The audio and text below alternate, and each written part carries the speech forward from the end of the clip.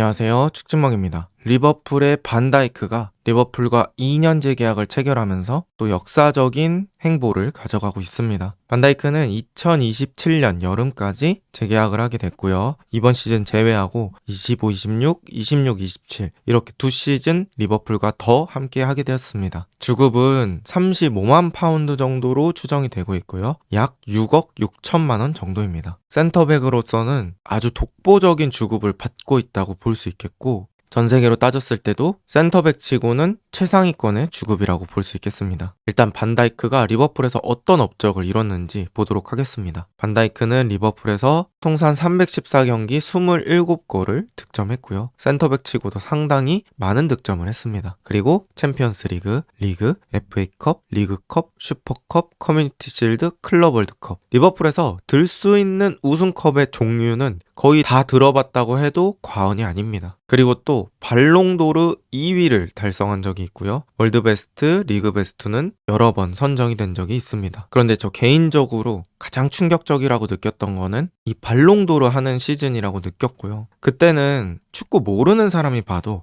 제가 반다이크구나, 그래서 반다이크 하는구나 라고 얘기할 수 있을 정도로 이 센터백 한 명이 경기력을 얼마나 바꿔줄 수 있는지를 2, 30분만 봐도 체감할 수 있는 그런 경기력이었고요. 상당히 놀랐었던 그런 기억이 있습니다. 그런데 이 반다이크의 재계약이 리버풀에게 중요했던 이유가 있죠. 바로 리버풀이 이번 시즌 리그 우승에 가까워지긴 했지만 다음 시즌에 대한 걱정이 여전히 존재하고 있다는 겁니다. 일단 이번 돌아오는 여름에 보강해야 될 자리가 많고요. 또 반다이크급 수비수를 FA로 내보낸 다음에 다시 데려온다고 했을 때는 최소 1,000억 이상 들여야 됩니다. 최소입니다. 그리고 일단 반다이크급 수비수가 지금 현역 중에 존재하는지도 잘 모르겠습니다. 그 정도로 희소한 자원이라고 볼 수 있겠고, 반다이크급 실력을 가진 수비수라면 당연히 그 팀에서는 절대 팔지 않으려고 하겠죠. 어쨌든 이렇게 데려오기 힘든 선수를 다시 한번 2년 동안 묶어놨다. 이건 아주 큰 의미가 있고요. 또 반다이크가 머무르게 되면서 다른 선수의 이탈 방지 효과도 저는 분명히 있을 거라고 생각합니다. 현재로서는 살라와 함께 리버풀의 심볼과도 같은 선수라고 볼 수 있겠고요. 이 두 선수가 모두 잔류했다는 거, 이건 다른 어린 선수들 내지는 성장하는 선수들도 리버풀에 머무를 메리트를 만들어주는 거라고 생각합니다. 또 반다이크가 라커룸이나 필드 위에서 정신적인 효과가 매우 크다고 저는 생각을 해요. 우리 팀에 반다이크 있어 라고 얘기할 수 있을 정도로 든든하고요. 필드 위에서도 계속해서 최후방에서 선수들을 지시하면서 위치도 잡아주고 멘탈도 잡아주는 그런 역할을 해주고 있습니다. 당연히 경험도 엄청나고요. 이 두 명의 핵심 선수가 재계약을 하면서 여름에 보강할 자리가 한 번에 두 자리가 줄었습니다. 사실상 영입과도 같은 재계약이다 라고 표현을 할 수 있겠고요. 이제부터 중요한 건 이 30대 선수들의 몸 관리입니다. 그런데 긍정적인 측면에서 보자면 센터백인 반다이크, 이 센터백이란 포지션은 나이가 들어도 오랫동안 잘하는 선수들을 어렵지 않게 찾아볼 수 있습니다. 인테르의 아체르비, 포르투갈 국가대표인 페페도 그랬고요. 얼마 전까지 첼시에 있었던 티아고 실바라는 선수도 예시로 들 수 있겠습니다. 또 살라 역시도 몸 관리를 특별히 열심히 하는 것으로 알려져 있어서 기대해 볼 만하다고 생각합니다. 그렇다면 이런 것들을 바탕으로 했을 때 리버풀의 보강이 필요한 자리를 다시 한번 정리해 보도록 하겠습니다. 일단 이건 제가 생각하는 리버풀 25-26 시즌 예상 베스트 11이고요. 아직 아놀드가 다른 팀으로 간다 이런 오피셜이 난 건 아니지만 일단 제외하고 짜봤고요. 지금 스쿼드에서 추가 영입이 없다는 가정하에 짜봤습니다. 골키퍼 알리송, 포백, 로버트슨, 반다이크, 코나테, 브래들리, 미드필더 메갈리스터, 흐라멘베르, 소브슬라이, 스리토분, 루이스 디아스, 조타, 살라 이렇게 예상을 해봤고요. 그 다음에 필요한 자리 한 자리씩 보도록 하겠습니다. 일단 첫 번째, 리버풀의 스트라이커 자리입니다. 자, 이 모든 전제는 리버풀이 상위권을 유지한다는 전제가 아니고 다음 시즌에도 역시 우승을 도전한다는 전제로 짜보는 겁니다. 일단 리버풀의 스트라이커는 크게 두 명으로 정리할 수 있습니다. 첫 번째 96년생 28살 조타, 27년 여름까지 두 번의 시즌이 앞으로 더 남아있고요. 99년생 누네즈 25살이고요. 28년 여름까지 세 번의 시즌이 남아있습니다.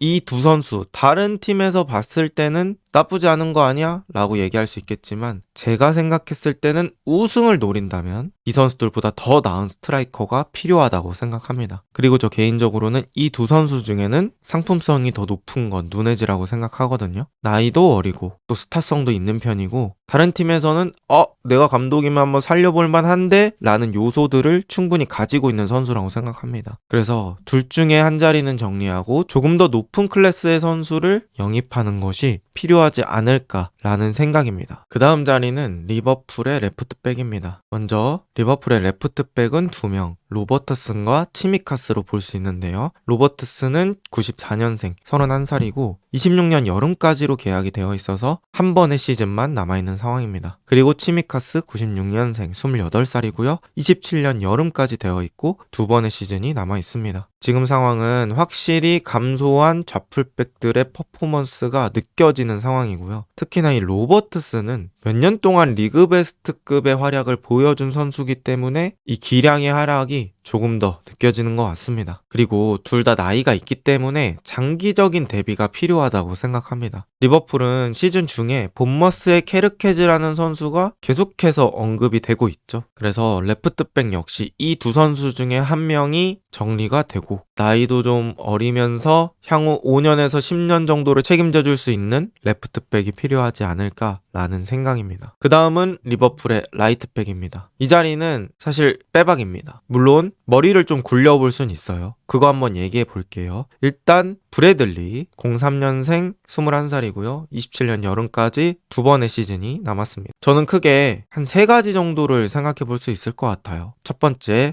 브래들리를 서브로 정해놓고 주전급 풀백을 영입한다. 두 번째, 브래들리를 주전으로 생각하고 브래들리의 서브급 어린 유망주를 영입한다. 세 번째, 브래들리 고메즈 내지는 브래들리 콴사로 이번 시즌은 탱킹을 하고 이번 시즌엔 일단 센터백을 하나 더 영입한다. 요런 식의 구상을 해볼 수 있습니다. 방법은 여러 개가 있고요.